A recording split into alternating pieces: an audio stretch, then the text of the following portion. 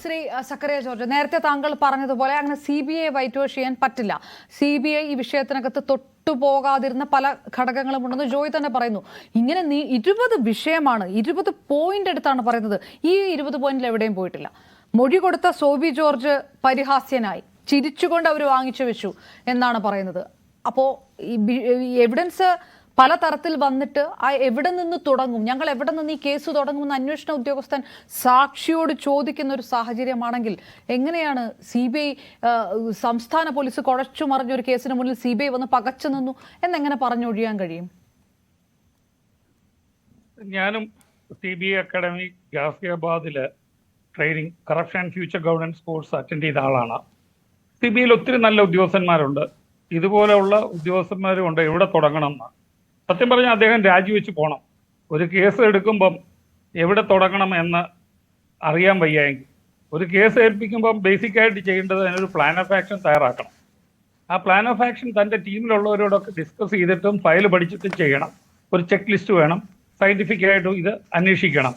ഇതൊന്നും അറിയാൻ വയ്യെങ്കിൽ CBIയിൽ വന്ന് DYSP ആണെന്ന് പറഞ്ഞ് ശമ്പളം വാങ്ങിച്ച് നാണമില്ലാതെ പോയി നല്ലതായിട്ട് അത് ഭക്ഷിക്കുന്നത് വളരെയധികം തെറ്റുള്ള ഒരു കാര്യമല്ലേ. പിന്നെ ലക്ഷ്മിയുടെ കാര്യം പറയുന്നു, ശരിയാണ്, ആക്സിഡന്റ് വന്നു, ഭർത്താവ് മരിച്ചു, കുട്ടി മരിച്ചു.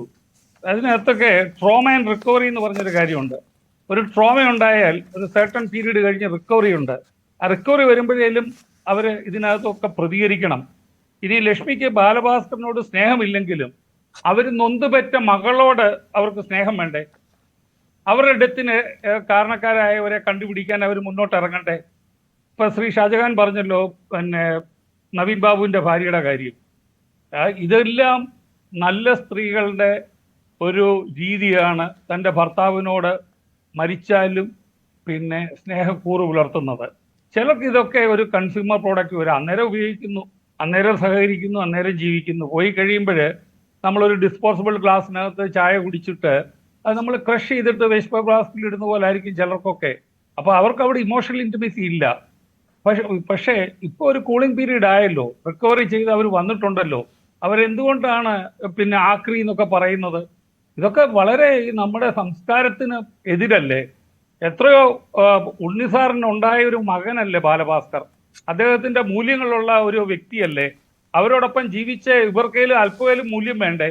ഇതൊക്കെ കേൾക്കുമ്പോൾ നമുക്ക് ഞെട്ടുവാണ്. ജോയിയൊക്കെ പറഞ്ഞ കാര്യം കേൾക്കുമ്പോഴേ പൊതുസമൂഹം ഞെട്ടുവാണ്. ഇത്രയൊരു അനുഗ്രഹീത കലാകാരൻ, ഇത്രയൊരു ക്യാരക്ടറുള്ള നല്ലൊരു മനുഷ്യൻ, അയാളുടെ ഭാര്യയ്ക്ക് അയാളോട് യാതൊരു കൂറുമില്ലാതാണ് ഇത്രയും നാൾ ജീവിച്ചതെന്ന് പറയുമ്പോൾ ശരിയായിരിക്കും, പേടിയായിരിക്കും. പക്ഷെ CBI എല്ലാം പുറത്തു വന്നല്ലോ, ബെച്ചു കുര്യൻ സാർ ഇടപെട്ടല്ലോ, ഇത്രയെല്ലാം ഉണ്ടായി. ഇനി എനിക്ക് പറയാനുള്ളത് ഒരു കാര്യമുണ്ട്. അതായത് ലക്ഷ്മിയുടെ ഫോണ്, ബാലഭാസ്കറിന്റെ ഫോണ്, അർജുൻ എന്നിവരുടെ ഫോണിന്റെ CDR എല്ലാം എടുക്കണം. ആ CDR എടുത്ത് ഇവിടുത്തെ ക്രൈംബ്രാഞ്ചോ അല്ലെങ്കിൽ CBIയോ ഒന്നും അന്വേഷിച്ചാൽ പുറത്തു വരത്തില്ല. ബഹുമാനപ്പെട്ട ഹൈക്കോടതി, ജനങ്ങൾ അവസാനം പോയി രക്ഷ തേടുന്ന ഹൈക്കോടതിയിലെ ഒരു നല്ല ജഡ്ജ് ഒരു എക്സ്പേർട്ടിനെ കൊണ്ട് ഇത് ഹൈക്കോടതിയുടെ ഡയറക്ട് സൂപ്പർവിഷനിൽ പരിശോധിപ്പിക്കണം. അപ്പൊ ഇതിനകത്ത് വിളിച്ച കളികളും പിന്നെ വിളിച്ച വിളികളും അതിനകത്തുള്ള കളികളും, ആരൊക്കെയാണ് വിളിച്ചത്, ആരാണ് ഈ മാഫിയ, ഇവിടെ എന്നും ഇത് തന്നെയാണ്. സ്വർണം പൊട്ടിക്കല്, വണ്ടി ഇടിക്കുന്നു, കൊല്ലുന്നു. ഇത്